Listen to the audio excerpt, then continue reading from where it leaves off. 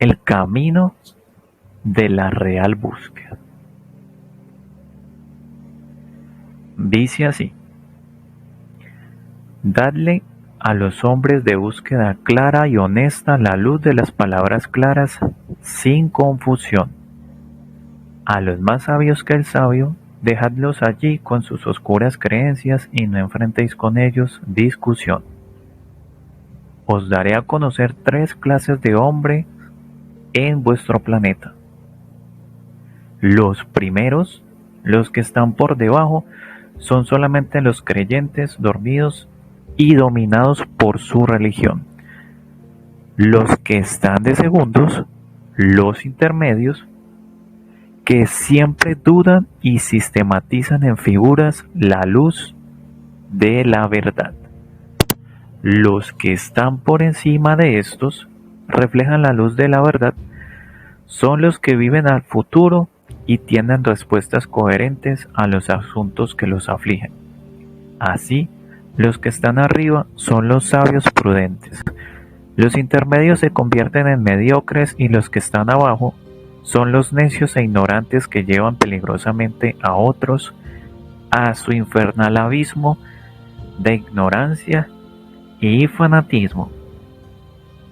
Entonces hay que empezar a ver en cuál de estos es que nos encontramos cada uno.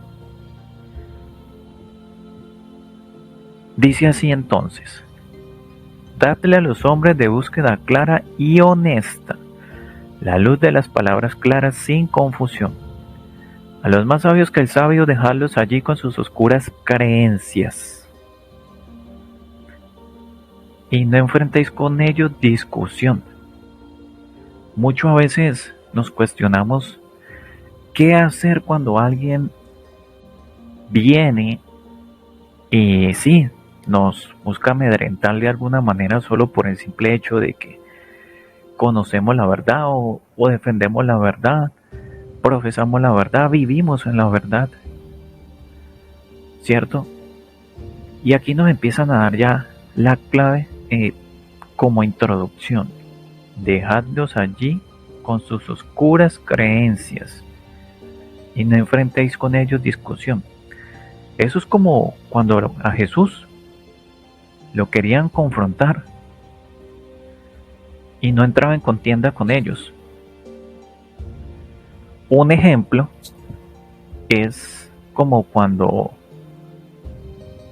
con una enseñanza muy hermosa le preguntan que si era lícito pagar entonces al César, ¿cierto? Los impuestos. Y él pide que le den una moneda, le dan la moneda, y él pregunta: ¿de quién es esta moneda? Del César. Pues dada al César, es del César, y a Dios lo que es de Dios. Allí no hubo discusión, y los dejó con sus oscuras creencias, sin entrar en contienda. Aunque no es necesario tampoco ni siquiera hablar, porque otro ejemplo es como cuando Jesús, el anciano de los días, le pregunta a Pilato que qué es la verdad y él guarda silencio. Y entonces él comprende qué es la verdad. No enfrentó con él discusión y sigue diciendo: os daré a conocer 3 clases de hombres en vuestro planeta. Los primeros, los que están por debajo, son solamente los creyentes dormidos y dominados por su religión. Creyentes dormidos y dominados por su religión. Tienen 3 condiciones. Creyente, porque no tiene un conocimiento sólido, ni tiene veracidad, ni tiene ni siquiera un bagaje de información o de investigación que le pueda permitir a ese individuo obtener certeza. Por eso es un creyente. Cree nada más. Dormido porque pues si no investiga, pues vive creyendo cualquier cosa, le vive creyendo al primero que se le aparezca o que tenga algún traje y se le manifieste, o vive creyendo en los medios de comunicación. Y bien dormido, O sea que este que está dormido no tiene conciencia. Y luego dice, y dominado por su religión. O sea que en el momento que el hombre que está dominado por su religión, en el momento en que llega a cuestionar o de pronto, entre comillas, como le llaman por ahí, descarrilarse de la creencia o apartarse de la iglesia, pues entonces empiezan a lanzarle ese tipo de miedos como los infiernos, los purgatorios y todo lo que pueda derivarse en que el hombre caiga de una manera más ferviente en esa trampa de la religión. Es dominado porque no se le permite pensar, no se le permite cuestionar, no se le permite desviarse de la enseñanza. Es una fiel enseñanza, pero llevada a la creencia y al sometimiento y al adoctrinamiento, y por eso vive ahí dominado. Entonces, como no sabe hacia dónde agarrar, hacia dónde tomar, pues entonces su única salida, su única escapatoria es quedarse ahí, esperando que en algún momento, entre comillas, pueda haber una solución. O porque entonces si se aparta de el rebaño de la iglesia, deja de ser un fiel, un seguidor. Entonces simplemente Dios se apartará de él. Hace poco me encontré por ahí en las redes un video, una pastora que decía que si tú ofrendas, es Dios el que se va a encargar de tus cargas, de tus problemas, de tus quejas, de tus amarguras. Pero si tú no diezmas, entonces te toca a ti lidiar con todas esas cargas.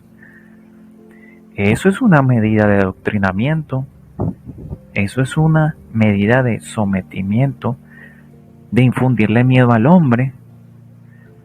De esa manera entonces es que muchos se les hace casi que imposible poderse desarraigar. Ay, ¿cómo así? Entonces sacan, van, diezman y creen que con eso tienen tributo. Pero no se dan cuenta porque el pastor, el sacerdote y demás vive en grandes palacios, en grandes carros, tienen hasta jets hoy en día privados. Ah, pero el que está diezmando vive en la miseria. ¿Dónde está entonces la congruencia dentro de aquel que le está hablando de un Dios y de una abundancia y de que va a recibir algo a cambio? No contribuye entonces en eso. Y ahí va entonces el hombre creyendo, dormido y dominado por su religión.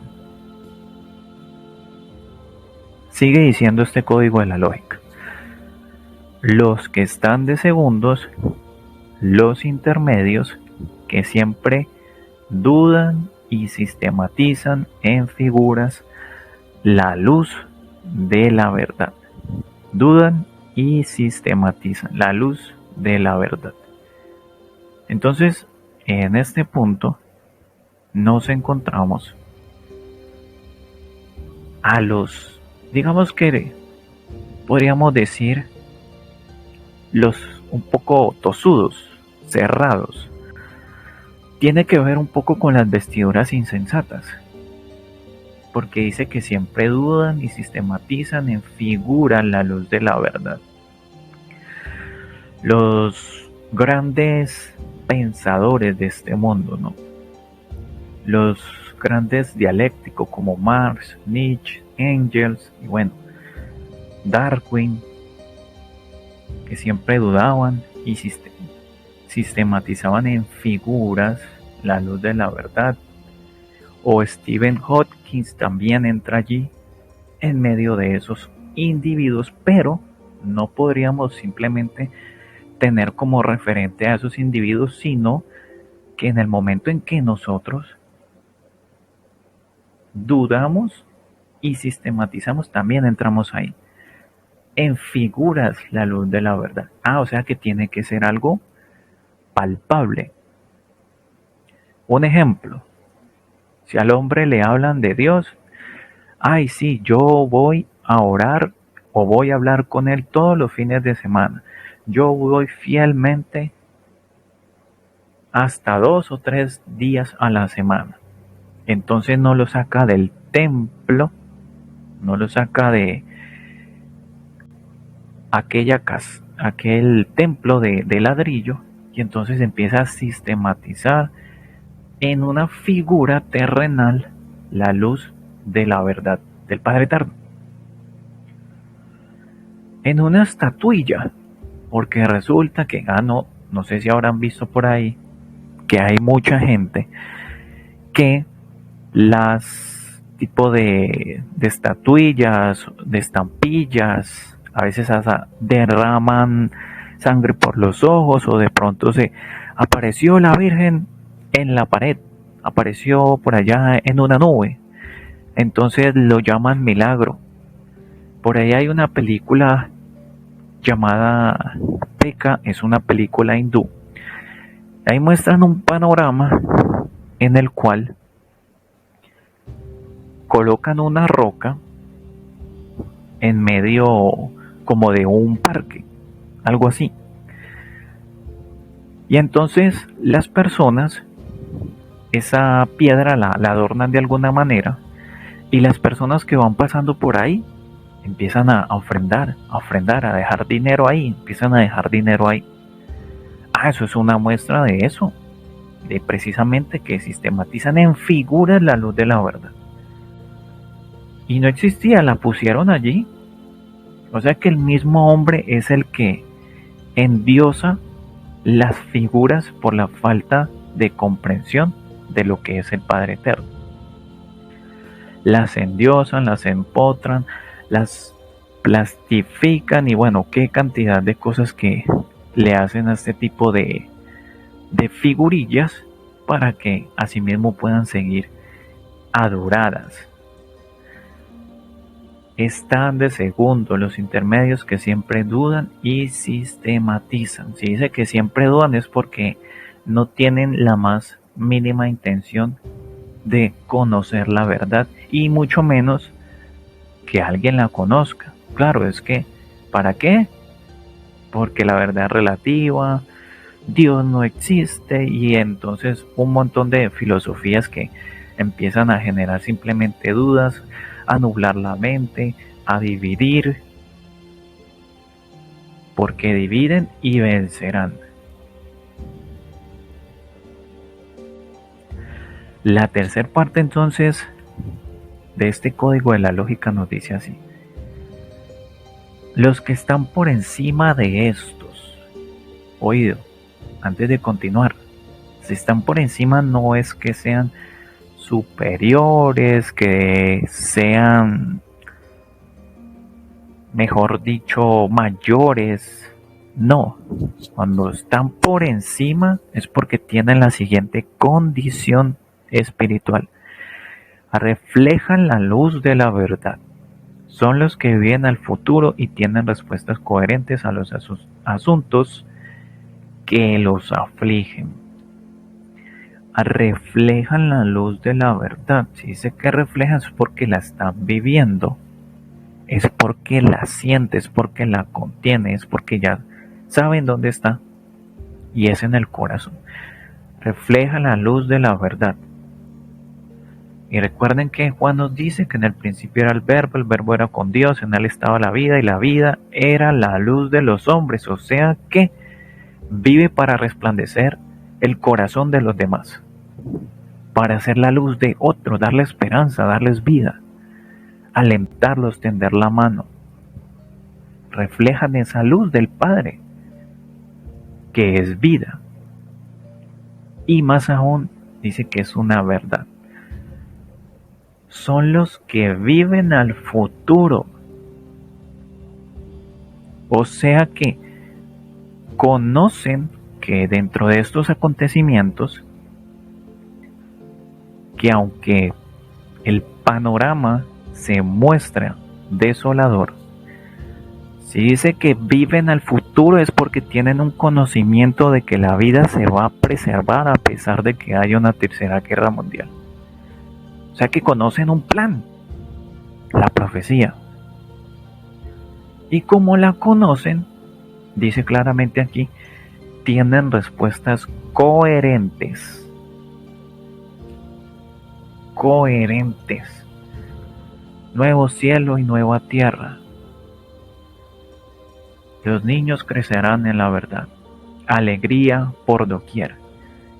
Tienen respuestas coherentes a los asuntos que los afligen. Entonces podríamos preguntarnos qué nos aflige a nosotros en este momento, en el corazón, en el pensamiento, qué nos aflige a diario, qué hace que a veces se nublen los pensamientos, qué hace que a veces no quiera ni perdonarme a mí mismo, qué hace que yo no me quiera ni tan siquiera acercar a los demás. Porque dentro de esta parte muy importante para nosotros poder conocer y ser parte y partícipes de esos nuevos eventos que han de venir, es muy importante la luz que llevamos por dentro, conocerla, desarrollarla, encontrar los mecanismos para eso. Y de esa manera, entonces ya no van a haber quejas en la boca ni reproches ante Dios. Bueno, ¿y hasta dónde Dios se queda de manos cruzadas en un mundo como este? ¿Por qué no se detiene la Tercera Guerra Mundial? ¿Por qué no se detienen estos acontecimientos? Y es muy sencillo. Se dice aquí que hay respuestas coherentes. Es que si eso se detuviera, tendríamos que esperar muchos años más en los cuales la rebelión seguiría imperando y nos destruiría con planeta y todo. Simple, sencillo, no hay que buscarle mucho a eso. No necesitan leerse un libro completo si no lo entienden, sino más bien comprender a usted como parte de la supervivencia que ha de venir. Es muy importante entonces, dentro de todo este plan de supervivencia que se ha determinado para nuestra humanidad, conocer cuál es el papel que jugamos todos y cada uno de nosotros dentro de él. Sentirnos parte de él, no sentirnos por fuera, porque si el plan habla de vida y habla de una supervivencia, y yo quiero supervivir y quiero preservar mi vida y quiero que los demás la preserven, pues entonces tengo que conocer ese plan, dar esa voz de alerta.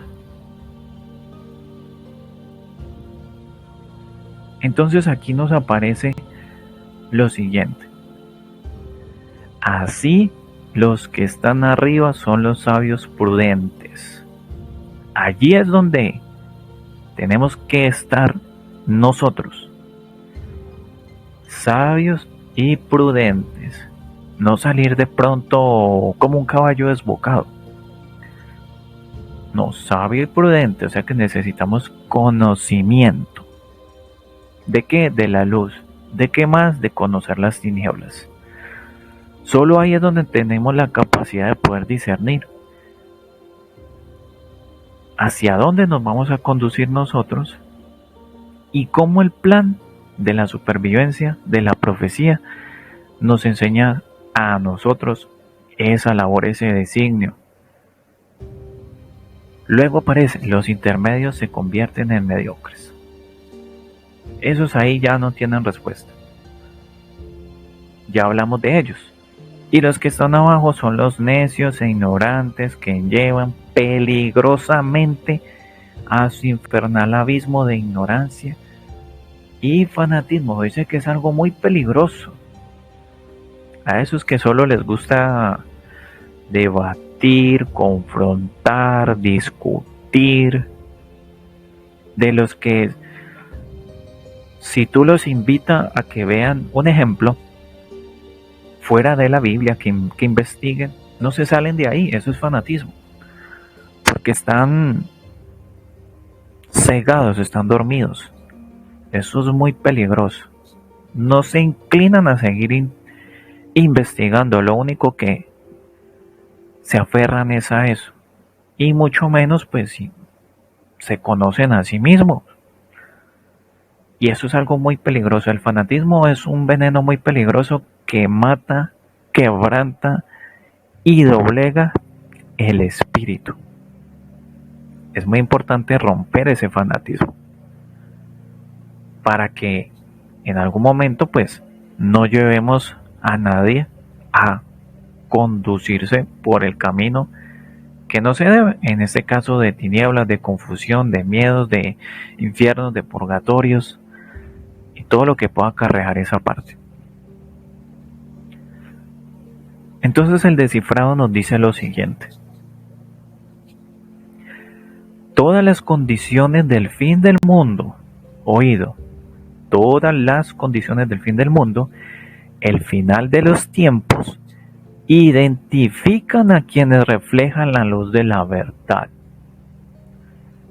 que viven al futuro y son los sabios prudentes a quienes el Señor dijo: no temáis manada pequeña, porque a vuestro Padre le ha placido daros el reino. Manada pequeña. Pequeña no solamente en número de 144,000, sino también pequeña bajo su condición espiritual. Pequeña porque no viven del alarde, no les interesa salir en medios, no les interesa este mundo. Pequeña porque cruzan la puerta estrecha. Pequeña porque son humildes, pequeña porque son bondadosos, pequeña porque son sencillos, pequeñas porque no se dejan ensordecer del ruido de este mundo, y por eso dice: a vuestro Padre le ha placido daros el reino, el reino de los cielos, que es el mismo propio hombre. A ellos se les dan las palabras claras y sin confusión. Oído, no quiere decir que a los otros no se les den palabras claras y con confusión. No. Es simplemente porque son los primeros que entienden. Y ellos son los que dan la voz de alerta y la voz de la esperanza. Por eso necesitan las palabras claras y sin confusión para sí mismo, que aunque la hora sea difícil y muchos no entiendan, los pocos que entiendan también sepan que hay que supervivir.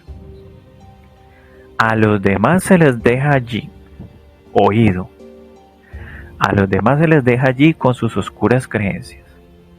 Esta es la conclusión del primer llamado inteligente de la divinidad. El diálogo dirigido al pensamiento del alma, el sitio y nivel donde pertenece el hombre terrestre. El pensamiento del alma, o sea que recuerden los niveles de interpretación, en donde uno se llama la lógica de la lógica y la otra es intuición verbo. Pero dice que es dirigido al pensamiento del alma, y como sabemos que yace en el corazón, habita en el corazón, pues entonces es el pensamiento del corazón. Dice que es un diálogo dirigido al pensamiento del corazón, o sea, la voz interior del Padre Eterno, hablándole como un pensamiento al corazón del hombre. Y eso dice que allí, ese sitio y nivel, o sea que es una condición espiritual, donde pertenece el hombre terrestre, donde pertenece al corazón, a la eternidad, no a lo del mundo. Son dos cosas muy diferentes. Entonces es muy necesario conocer ese pensamiento del alma, ese pensamiento del Padre en nuestro corazón, que a través de la misma lógica de la lógica, como bien lo refiere, e intuición del verbo, nos conecta nuevamente con Él, y al conectarnos con Él, entonces ahí el hombre empieza a ser inquebrantable y empieza a transitar sin miedo. Más adelante uno de los códigos nos va a enseñar eso. Pero inicialmente entonces, para concluir con el primer sello de estos 7 códigos, el primero nos enseñó la voz del que es, del Padre Eterno, a identificarla. El segundo nos enseña a comprender la importancia de la interpretación y de que en la medida en que el hombre comprende, siente y vive ese conocimiento, se vuelve un hombre universal porque se expande a la medida de él mismo. Y en el tercero, nos enseña a despojarnos desde adentro lo que no somos. Y en el cuarto nos enseña nuevamente el Padre Eterno quién es Él y dónde no habita, y que es eterno y no terrenal.